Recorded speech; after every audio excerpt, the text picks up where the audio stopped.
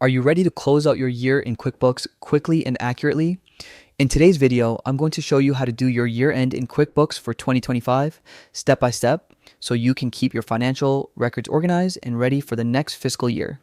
First, open QuickBooks Online in your preferred browser and sign in with your email and password.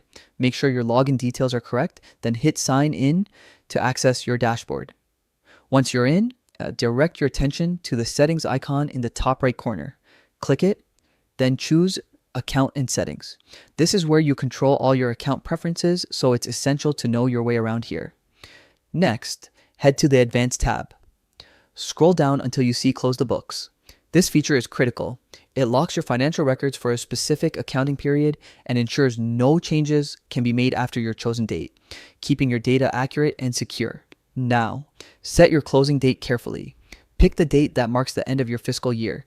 This aligns your books with your accounting standards and ensures everything is finalized for the year. Finally, don't forget to click Save.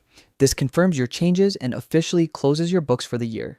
And that's it. You've successfully completed your year-end process in QuickBooks. With your books closed, you're ready for a fresh start in the new fiscal year.